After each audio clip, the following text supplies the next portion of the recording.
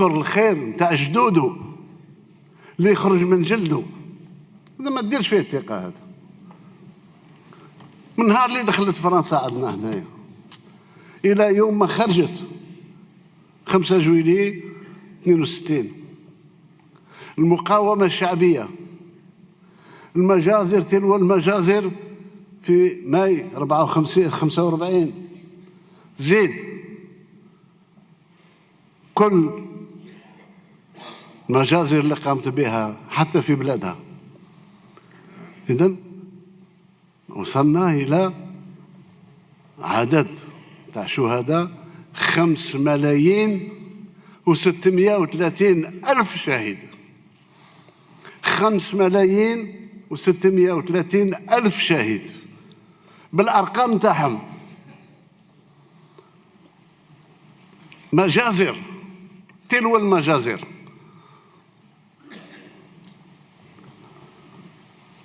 في كل الأماكن، في الصحراء، في الجنوب، في أقصى الجنوب، في الشمال، في الهضاب، في عرش بن شهرة رحمهم الله كلهم. ماشي أبدوهم فقط، من 13 سنة الفوق داروهم في شكاير وربطوا الشكارة وستفوهم وطلقوا عليهم الغاز كلوروفورم مركز. Ils ont gazé les Algériens. بيجو إبادي، c'est un génocidaire. اللي حب واللي كره. التاريخ يبين.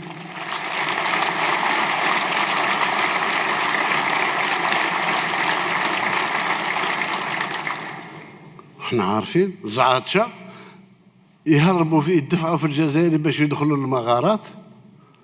منين يدخلوا يجيبوا الخشب الحطب ويشعلوا فيه النار باش الناس تموت مختنقة داخل المغارات.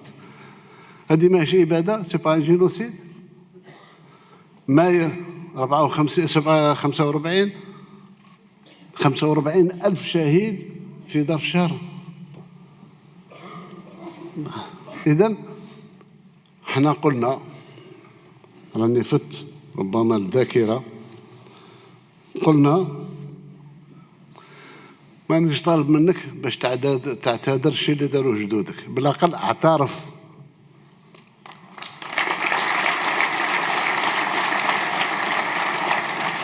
الشهيد نتاعي، الشهيد نتاع المقاومة، الشهيد نتاع الكفاح المسلح، ملايير دولارات ما ترجعوليش وقيمته أغلى من هذا الشيء. مانيش طالب منك تعوض لي ماليا، مانيش طالب منك تعوض لي معنويا. اعترف باللي كانت هذا الشيء صار، ماهيش خرافات. أما خرافات الجزائر اللي كانت مستنقع ونشفوا المستنقعات وبناوا الجزائر، يا حسرة. طبطب.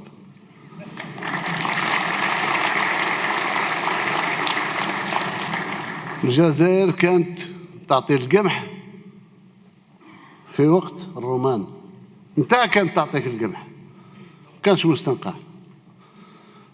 ولادها كانوا لما دخلوا الضباط نتاع الاحتلال، ما بين أول ملاحظات داروها قال كاع اللي تلاقينا بهم من الشعب كل قاريين، العسكر تاعك اللي كانوا جهال ما يعرفش يكتب اسمه. إذن ما جبت لي إلا الخراب، وجبت لي أنا.